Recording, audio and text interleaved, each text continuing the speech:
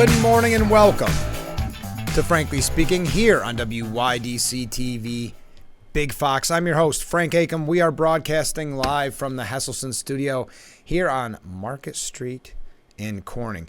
We have a lot to get to, and I want to add, we're going to go to a comment first, but I want to add that on the program this morning, we'll be talking with Tegan Brown and Kyle Northrup. They were a part of the U.S. Sport Jiu-Jitsu team 9-0 victory over Canada. So that is coming up in a little bit, something different on the program this morning. First up, though, a comment. Oh, let's put up a virtual wave that we just received, but a comment too. Look at that. Keep them coming. Yesterday, I like this one. Frankly Speaking is a vital part of my daily routine. Thank you. Well, thank you for watching Frankly Speaking. I can't tell you how much I appreciate it.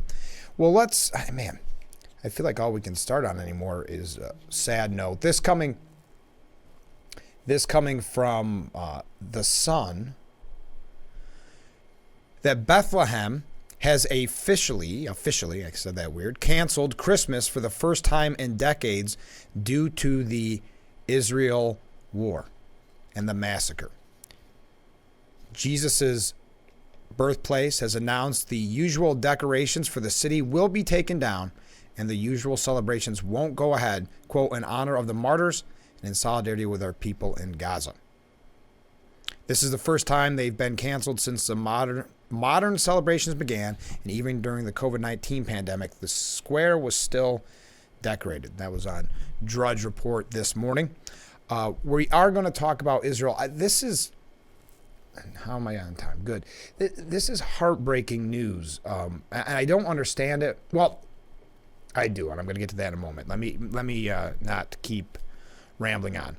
U.S. support for Israel is declining amid the ongoing war.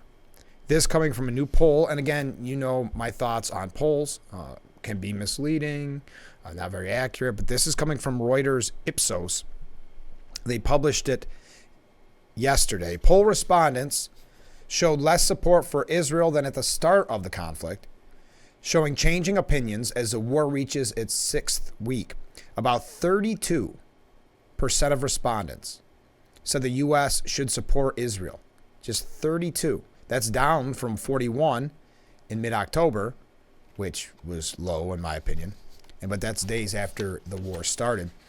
Many now believe that the U.S. should instead be a neutral mediator in the conflict instead of taking a side. And this, by the way, though it's a Reuters Ipsos poll, it's coming from The Hill. The rate has increased to 39% who believe that we should be a neutral mediator from 27%, a month ago.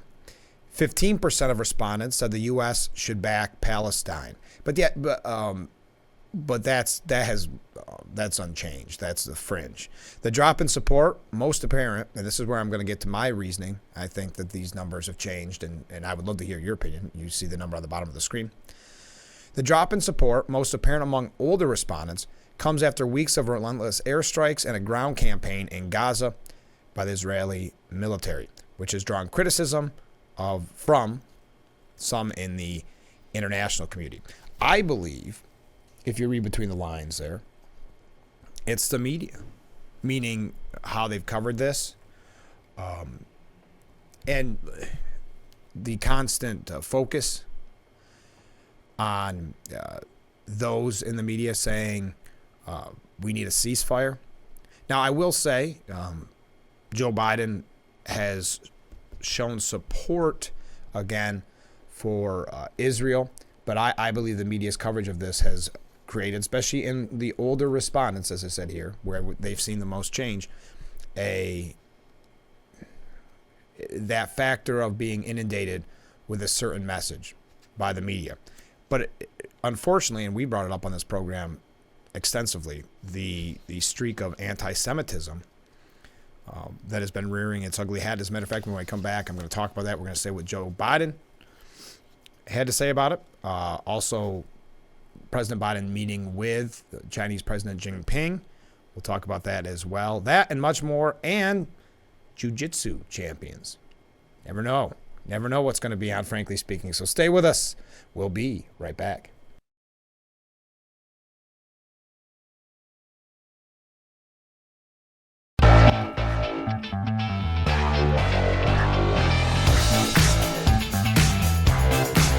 we are back, broadcasting live from the Hesselson studio with Frankly Speaking here on Big Fox. I'm your host, Frank Acom. Just received this message, and we are going to talk about the president meeting with China's president.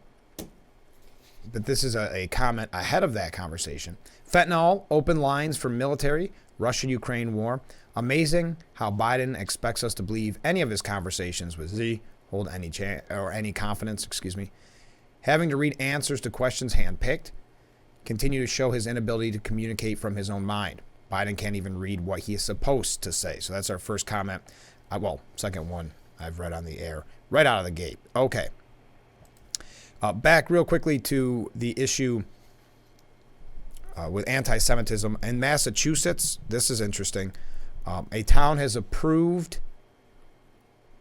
flying the Palestinian flag for a month despite heated debates among its residents in the wake of the Hamas terrorist attack on Israel. The black, white, green, and red flag of the Palestinian Liberation Organization was hoisted below both the American flag and the prisoner of war missing in action flag. This is in North Andover, Massachusetts, and it was on display at the Town Common flagpole. And the reason I mention this is it was a college student who originally petitioned for the flag to be raised after the town had flown the Israel flag on the same pole following the terrorist attack. Now, yesterday, there was a swarm of violent anti-Israel protesters begging, as it says here at the New York Post, for a ceasefire. They clashed with Capitol cops. Actually, 6 officers, as it says here, were injured, had to be treated. About 150 people were, quote, illegally and violently protesting outside the office, and that is at the Democratic National Committee headquarters. It even prompted evacuation. This is an official Capitol Police tweet. Tonight, 6 officials were treated for injuries ranging from minor cuts to being pepper sprayed to being punched. 1 person has been arrested for assault on an officer. We appreciate our officers who kept these illegal and violent protesters back and protected everyone in the area. Again, an anti-Israel protest outside of all places, the Democratic National Committee headquarters. One of the groups that organized the demonstration, called If Not Now, claimed the protests had been peaceful until law enforcement intervened. Video taken moments before the clash showed the protesters calmly standing at the steps of the DNC with their arms linked together, singing, "Which side are you on?" Again, this is in front of the DNC. Representative Brad Sherman from California, Democrat, obviously inside the building, said that he was one of about 100 people, House leaders, lawmakers, and Democratic candidates running for the House, attending a reception at the party headquarters when they were ushered out of the building. He said that the Capitol Police came in force, ushered some people to the basement. About 7 lawmakers were huddled in the basement and loaded into police SUVs. This is what Representative Brad Sherman had to say. Was just evacuated from the DNC after pro-terrorist, anti-Israel protesters grew violent, pepper spraying police officers and attempting to break into the building. Thankful to the police officers who stopped them and for helping me and my colleagues get out safely. This all ties in together with a piece, and I know I have to take a break, and we have so much to talk about this morning that I'm gonna be moving quickly, as is normally the case here on Frankly Speaking.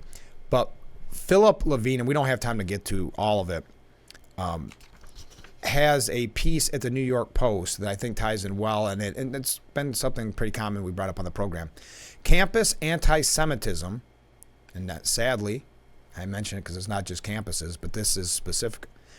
It shows it's time to track the foreign cash flowing into U.S. universities. Philip Levine saying, it should be common sense that no one gives away $11 billion without expecting something in return.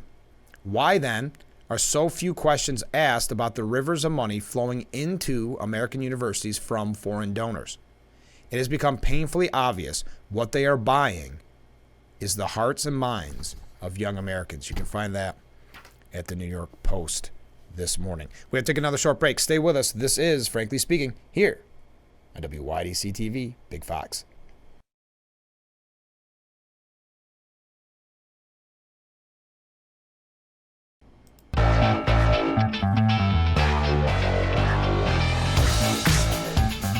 Welcome back to Frankly Speaking here on Big Fox.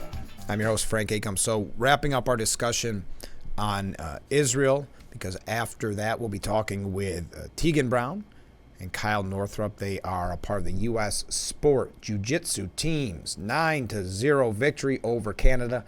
They brought home the gold medal, so we'll tell you about that coming up in just a little bit. First, yesterday Joe Biden did say at a press conference at the Asia-Pacific Economic Cooperation Summit that it was Hamas that committed the first war crime, kind of a weird wording, I'll admit, by locating its facilities at the hospital.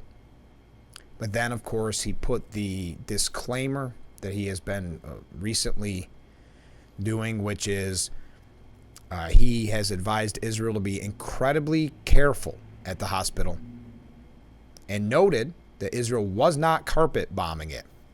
Now, he also went on to further say, and I thought this was an important point, with regards to when is this going to stop? I think it's going to stop when Hamas no longer maintains the capacity to murder and abuse and just do horrific things to the Israelis. And at least as of this morning, they still thought they could. He went on, there's more there, but I thought that that was an important quote from the president, because we've seen some weakness recently there. And I know when you see the polls changing and you see Democrats threatening their support, going somewhere else, and Biden's numbers not great, we've been concerned when he will cave to the ceasefire. Now, many have said that calling for a pause is the same thing.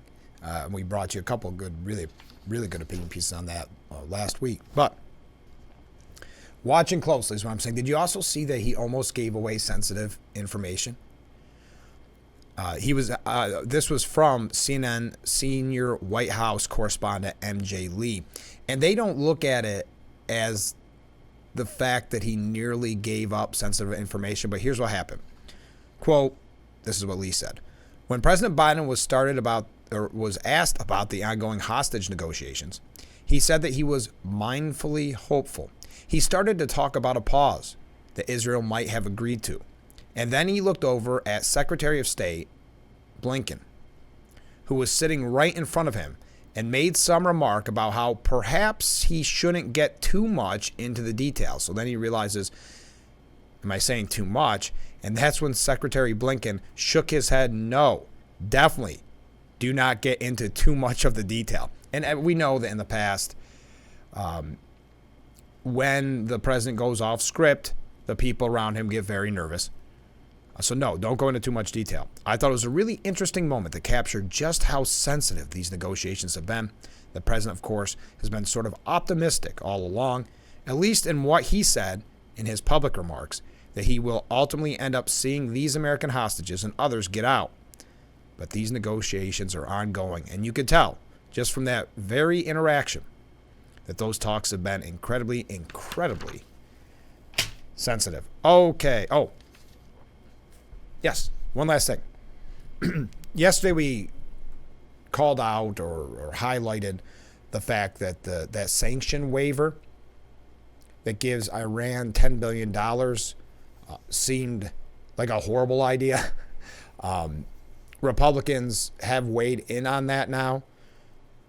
Florida Governor Ron DeSantis, who is also a presidential candidate, as you are well aware by now, on the same day, this is what he said on X, which is formerly Twitter, on the same day as the biggest pro-Israel rally in American history, Joe Biden's administration gifted another sanctions waiver for Iran to access $10 billion.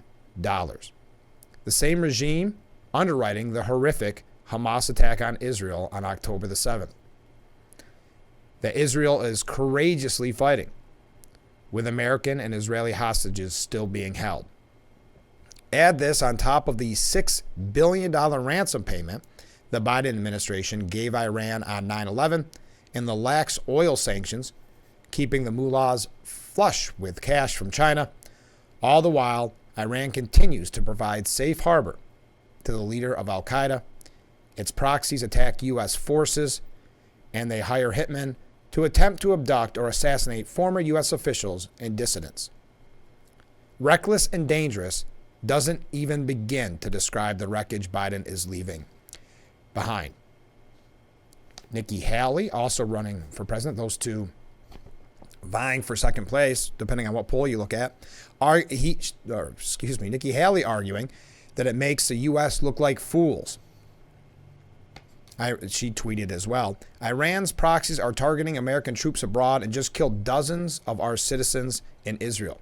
Joe Biden needs to wake up. We look like fools paying terrorists to attack us and chant death to America.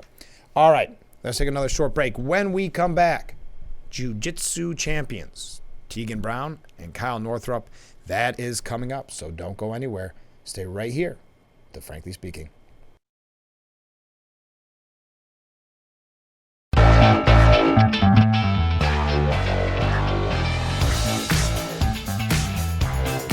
Welcome back to Frankly Speaking here on WYDC TV Big Fox. I'm your host, Frank Acom, and I'd like to welcome our guests from the U.S. Sport Jiu-Jitsu team. Thanks so much for being on the program. Yes, no problem. Thanks for having us. Of course. I should have started by calling you champs. Congratulations. Thank you. Thank you. So you had a 9-0 victory over Team Canada. Tell us a little bit about the tournament for those of us that aren't aware, and maybe if one of you want to explain what Jiu-Jitsu is. All right. So this was actually the first inaugural World Sports Jiu-Jitsu Championship. And basically we had it during our nationals. Okay. So we had world's first, since it was only Team Canada, we had world's first, and then we had national championships right after. Oh, okay. So really it wasn't completely a separate event, but they kind of were.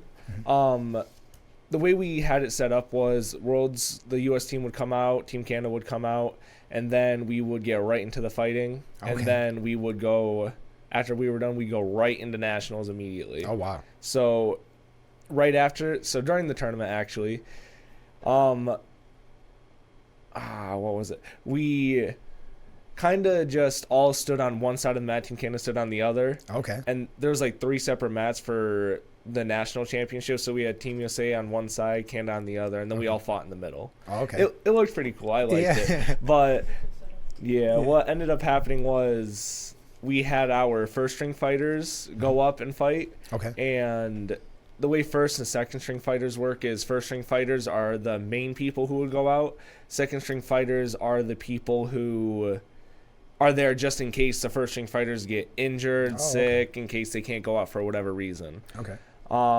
She was a first string fighter during it. I was a second string fighter. So sadly, during the World Championship, I did not get to go out and compete, but I did get to compete in nationals.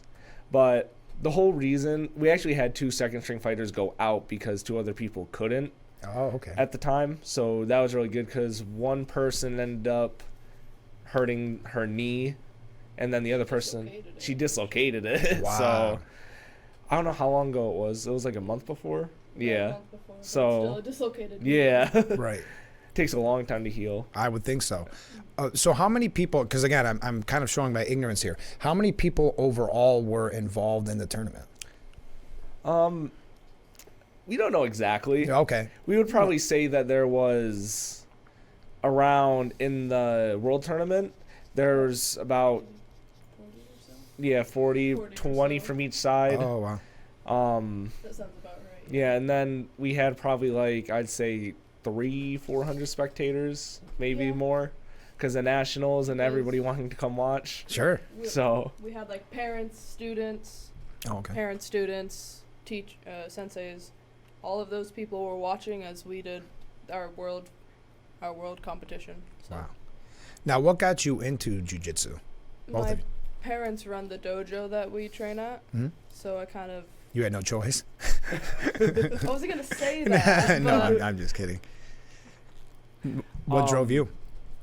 So I started martial arts back when I was like really young. Okay. So back when I was 4, I started in like Taekwondo.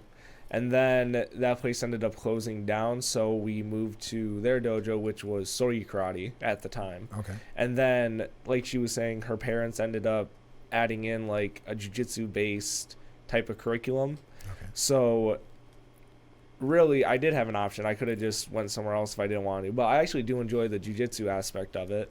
And it has been really fun for me because the whole world team thing, we ended up being scouted for it when we went to one of the tournaments. Okay. I believe it was because our head coach, he saw our self-defense skit we made. Yeah. It was really cool self-defense skit.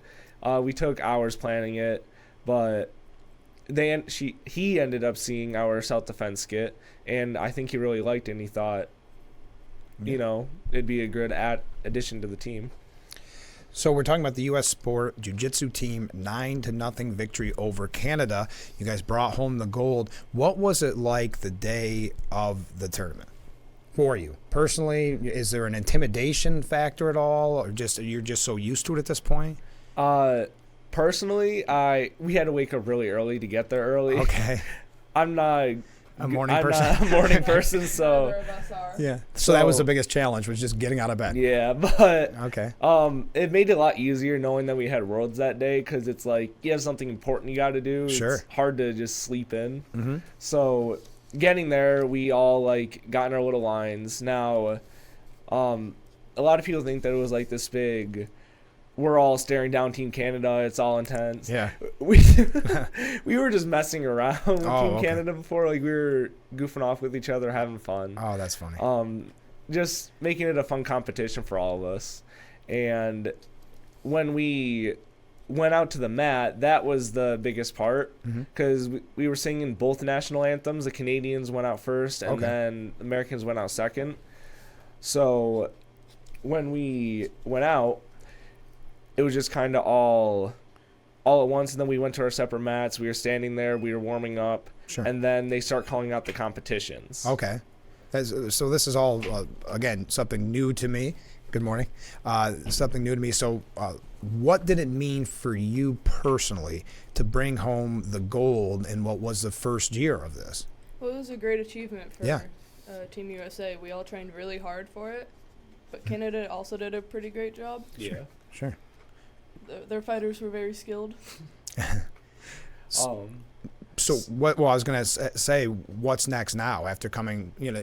Is there almost a come down factor after getting a gold, or is it just this is old hat? Does that make sense? Well, it's a little bit of a higher standard than Yeah. nationals. Yeah. So for me, it is a higher standard than nationals, because we spent months training. Like the past year before that, we would go down to North Carolina for trainings like once every month. It got really expensive. Wow. Yeah, but I would think so. It requires a lot of dedication financially and mentally, because you realize that you're going to be going out in front of people representing Team USA. Right. So it does get like a little overwhelming at times, but I'd say, yeah. you'd have to just power through it sometimes. Okay, so just before we go, what did you personally do with your gold? Where is it currently? I thought you would have it around your neck at all times. I was kind of disappointed. So my gold medal is just kind of sitting at home with my parents' house. Okay. It's kind of like hanging up on the wall, Okay. because I have a belt rack of all the belts I achieved, and then I have like some of my important medals to me. That's one of my important medals, just kind of course. sitting against the wall. Okay. Mine's at the dojo that I train at. That makes sense. It's probably, according to my parents, it's probably in that display case that we have, Yeah. Okay. so they could show that off. Either that, or it's in our office Okay. with some of our other metals. Yeah. Well, it seems like it's funny because you're not positive where it's at. It seems like if I had it again, I'd point out it would be hanging here on the wall for everybody to see. Yeah. But as you can tell, I'm never going to win a medal in jiu-jitsu. Well, thank you so much for being on the program this morning. All right. Thank you. And for again, having us. congratulations. Thanks. Thank you. All right. We'll be right back with Frankly Speaking here on WYDC TV. Big Fox, stay with us.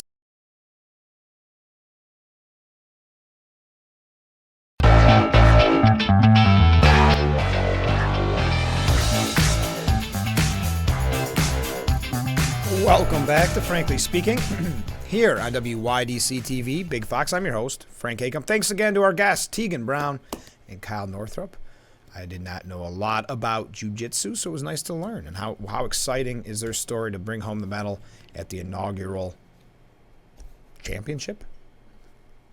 That word may work. Okay, let's talk about the summit between Biden and Jinping. Yesterday, anytime you can weigh in. If you're new to the program, you see the number on the bottom of the screen. Please weigh in.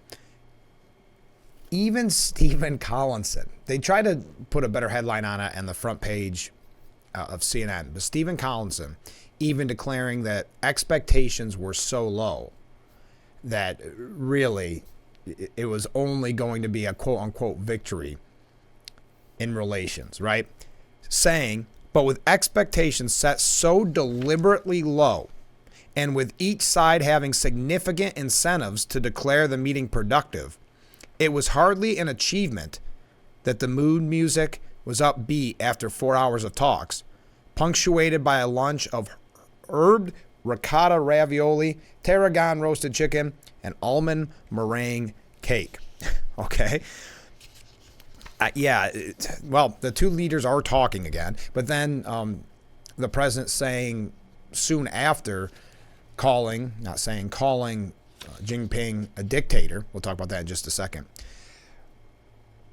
Now, Stephen Collinson saying that it gives there was a lot of risk for Biden to even have the conversation, saying that it would cause a political firestorm.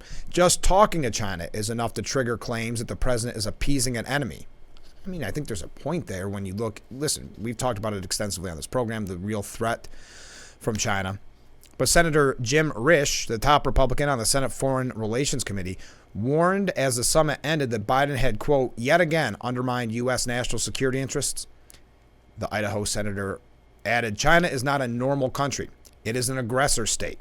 Biden is caving to Xi in exchange for a series of meaningless working groups and engagement mechanisms.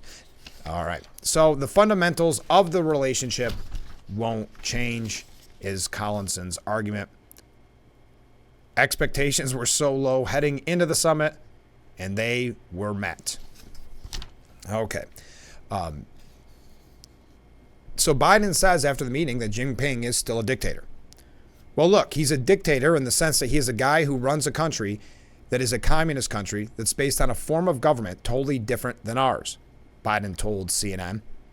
Anyway, we made progress. So I don't know if he realized, maybe I could have worded that different. And I don't know if he should have worded it different, maybe even more forceful. But if you recall back in the summer, I believe it was, where this really created an outrage when he called, in China, of course, called Jinping a dictator. When asked about Biden's latest comments at a Chinese foreign ministry briefing on Thursday, a spokesperson called it extremely erroneous and an irresponsible political maneuver, which China firmly opposes.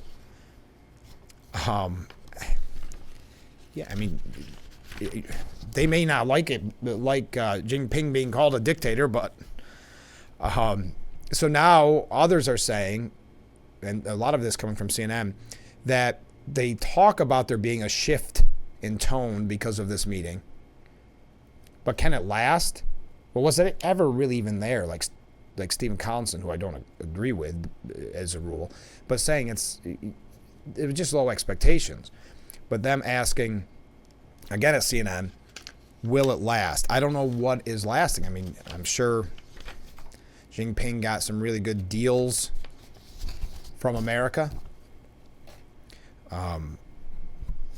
Now China is vowing, this is, let me continue. So after Biden says he's a dictator, a little before at the summit, Chinese Foreign Ministry spokeswoman Hu Chuning issued a blunt warning about America's friendly relations with Taiwan, referring to the Taiwan question as the most important and most sensitive issue in China-U.S. relations.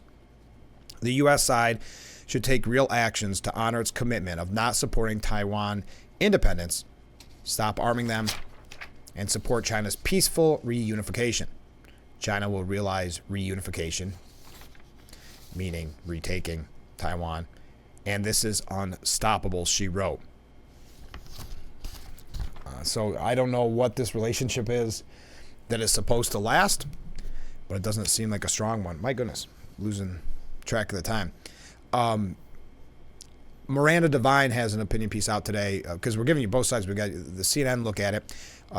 What Miranda Devine says as he hosts, and this is an interesting point, as he hosts China's president, Biden delivers a pitiful 2024 re-election platitude.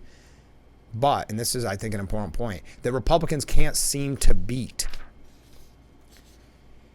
So you can find this, again, for yourself at New York Post. You don't have time to get to all of that. But I just want to give you a quick overview. We could not omit talking about that today on the program, but we have other issues to get to as well.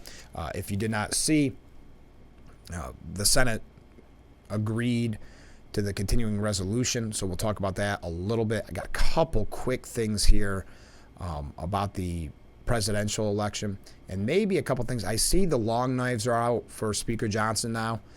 I don't know if it's because he was successful with this and there was no real calls for him to take the route of McCarthy, even though he did essentially what McCarthy did. I don't know if they're now nervous that it'll be effective, because there was piece after piece this morning, most of it, unfortunately, criticizing his religious beliefs, or at least talking about his religious beliefs.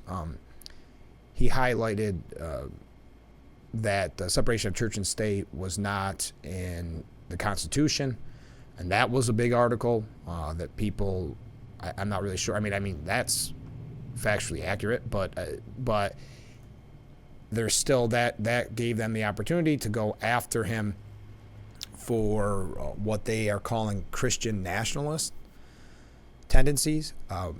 Now, we talked with former Congressman Joe Sempolinski last week or the week before, and we were talking about Speaker Johnson, and him having met him said that, this religious belief that he talked about in his acceptance speech is who he is. So I don't think this was unknown to a lot of people, but now the media have come out to make sure that it is you are well aware, and I would not say they are mentioning it for any glowing reason or in any glowing terms. So we may talk a little bit about that. I was just kind of caught off guard today, and it had to be because the continuing resolution passed in the Senate, because all of a sudden there's 2, 3, 4 articles about what you would almost call hit pieces on Speaker Johnson, depending how you want to look at it, but I don't want to get on that tangent. We got to take a break. Stay with us. We'll be right back with Frankly Speaking here on WYDC TV. Big Fox, please stay with us.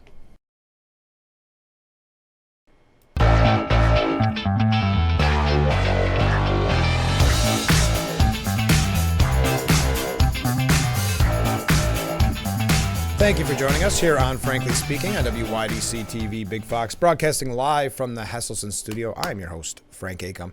So it begins. This happens. I've got to preface this by saying I find this very hokey, but it happens a lot, where celebrities will say, if candidate X wins, I'm moving from the country. And then if that person wins, as we saw in the case of former President Trump, someone will put together all the clips of all the celebrities saying it, and with no one leaving. Well, Barbara Streisand, who is promoting a new book, a new autobiography or memoir, said on The Late Show that she can't live in this country if former President Trump is reelected. I will move. I can't live in this country if he became president.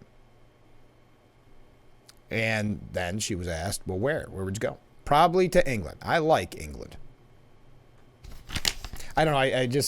I'm not going to bring those up every time someone says it, but I think she probably opened the floodgates, and now we will see it on a more frequent basis, because it's a really easy political stance to take. It's kind of, you've probably seen this depending on how often you follow elections and local elections, where someone will win, and that night at their celebration party, the news will be there, and they'll say, this is my last term.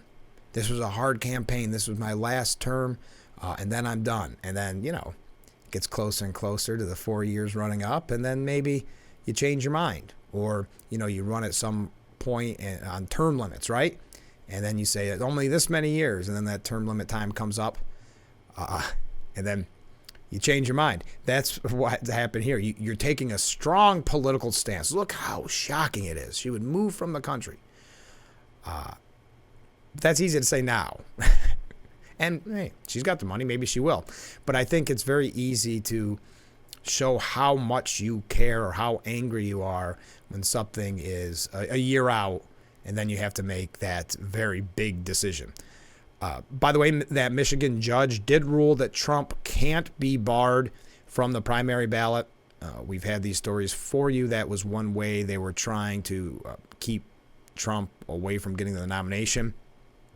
Michigan Court of Claims Judge James Robert Redford, interesting, ruled that Secretary of State Benson must list all candidates running for the presidency on the primary ballot, citing Michigan law. Now, they were using this obscure clause. It was a Civil War era amendment. And Redford's argument was that this is not, it's not what this was intended for. The insurrection clause was intended to prevent former Confederates from serving in the United States government. That's what Trump's attorneys claimed as well, or did claim, I should say. All right. Let's take another break. One more thing on presidential elections, and then we're going to talk about no government shutdown and a few other things. So stay with us. This is Frankly Speaking here on WYDC TV. Big Fox will be right back.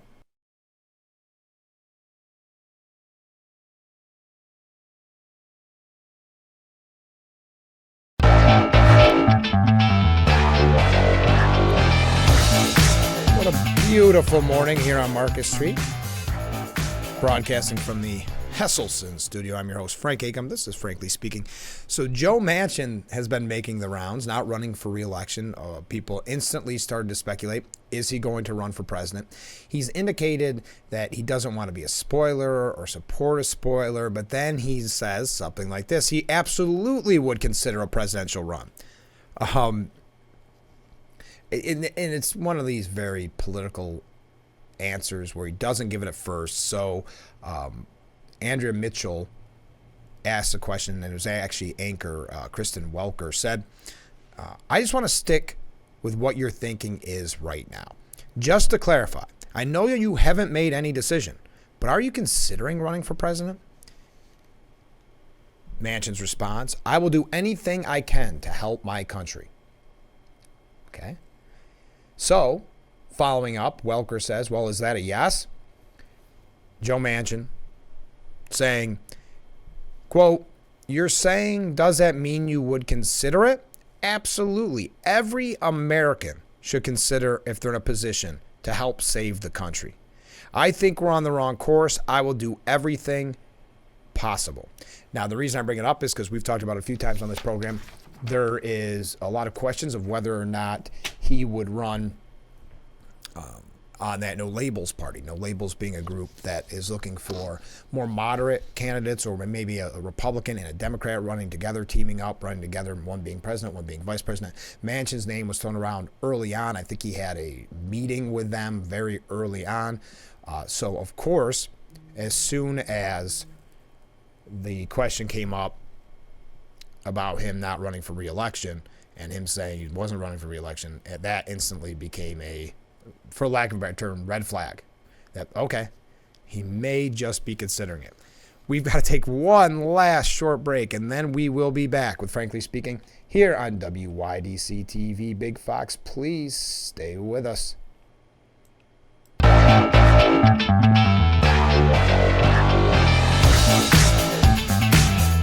We are back with Frankly Speaking here on WYDC TV. Big Fox wrapping things up here. The Senate, as I mentioned early on, the Senate passed the bill to avert the government shutdown with bipartisan support, and that's my theory why the media today, I had story after story going after Speaker Johnson because it was a success, and I don't know if the media, who likes to have the quote-unquote chaos that they talk so frequently about, if they wanted to see a scenario where now Speaker Johnson is taken out of his position for doing the same thing that McCarthy did.